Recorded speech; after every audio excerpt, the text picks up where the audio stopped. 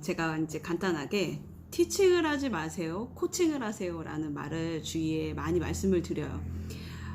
일반적으로 엄마 곰네 집은 그래도 이렇게 이제 학습적인 거를 뭔가를 좀 아는 사람이기 때문에 되게 편하게 알려주고 가르쳐준다라고 생각을 하시는 분도 계실 거예요. 그죠? 근데 일반적으로 저 같은 경우는 농담으로 그래요. 그러니까 중국어 수업을 할 때도 그러고 아이들한테 중국어를 사용하거나 중국어를 말을 할 수 있는 건 돈을 받은 아이한테 한다라고 말할 정도로 저희 아이들에게는 실제 중국어 수업뿐만 아니라 모든 걸 다 엄마표로 했을 때 다 한국어로 한국말을 통해서 관리를 해주는 편입니다.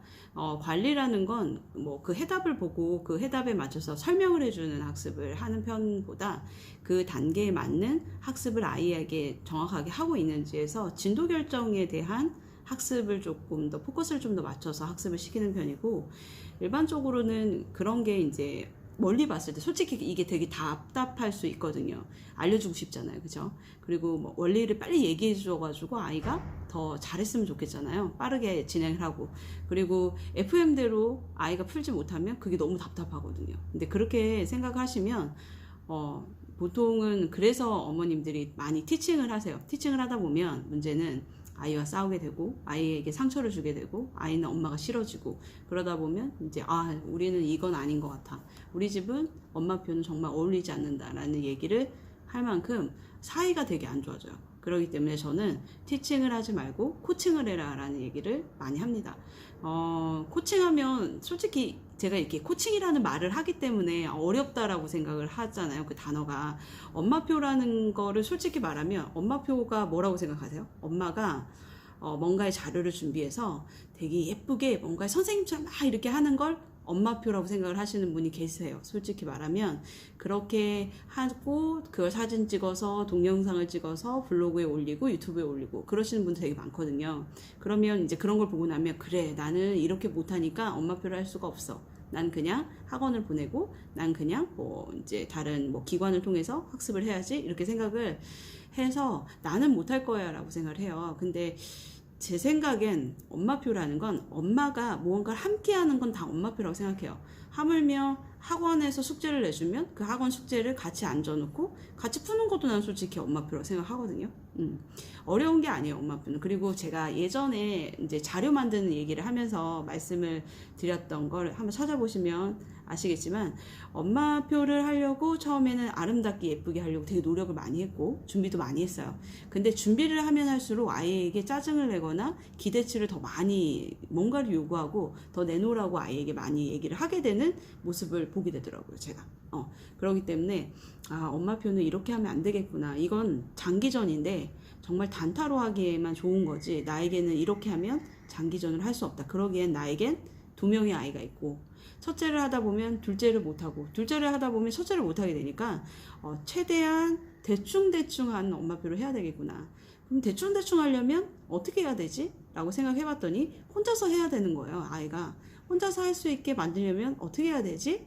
라고 해서 거꾸로 내려갔을 때 진도 결정을 조금 더 낮은 단계, 최대한 낮은 단계로 내려가서 혼자 할 수 있는 힘을 좀 더 길러줘야 되겠구나 라는 생각을 가지고 시작했었던 게 제가 엄마표의 기본적인 기준점이었었어요. 그래서 아마 뭐 9년, 10년 정도의 엄마표를 계속 꾸준히 하면서도 그래도 업다운이 뭐 중간에 있죠. 사람마다 뭐 슬럼프, 저도 저 나름대로 슬럼프도 있고 하는 것처럼 아이도 아이의 슬럼프가 있겠죠. 근데 그러면서 업다운은 있었지만 그럼에도 불구하고 지금까지 엄마표를 계속 진행을 하고 있는 거 보면 그래도 엄마표가 저에게는 정말 힘들었던 것보다는 아이에게 훨씬 더 성과적인 부분이 훨씬 낫기 때문에 계속 엄마표를 아마 고집을 하면서 하지 않을까라는 생각을 합니다. 참고로 저 같은 경우는 수학을 요즘 3학년 수학 문제집 되게 어려운 거 아시죠? 뭐 디딤돌에서 나온 게 기본 플러스 응용도 보통은 높은 단계라고 말하지 않는 기본적인 부분이거든요. 그런데도 불구하고 저는 뒤에 답지를 아예 딱 펴놓고 아이 양쪽에 놓고 해라, 그리고 답지 확인하고 틀 모르면 그 쪽수 물어보고 그리고 그거에 맞춰서 보고 팁만 하나 정도만 이렇게 주는 정도로 알려주고 있어요. 답지를 보고 큰아이도 답지를 보고 그렇지 않으면 틀린 답을 알려줄 수도 있겠지만 요즘 너무 어려워서 모릅니다. 할 수가 없습니다. 그렇기 때문에 당당하게 답지를 보면서 엄마가 체크를 해도 괜찮다라는 걸 아이에게 보여주셔도 크게 무방하다고 생각해요. 그렇다고 아이들이 엄마는 바보라서 모르잖아, 엄마는 멍청하잖아 이렇게 생각 안 하거든요. 저희 애들도 저한테 그렇게 생각을 안 하는 것처럼 그냥 엄마 나 이거 잘 모르는데 몇 쪽에 엄마 답지는 41쪽이에요 뭐 이렇게 얘기를 해서 거꾸로 알려줘요. 그러면 아 그래 알았어 하고 찾아보고 거기에서 그래 내가 보기에는 이러면서 이제 그때 설명 나온 걸 한번 이제 중간에 읽어주거나 뭐 이런 식으로 관리를 해주는 편이에요. 그런데도 아이들 잘 하고 있어요. 그러니까 엄마표가 크게 생각하면 엄청 뭐 대단한 것처럼 느껴지잖아요. 근데 그러지 않습니다.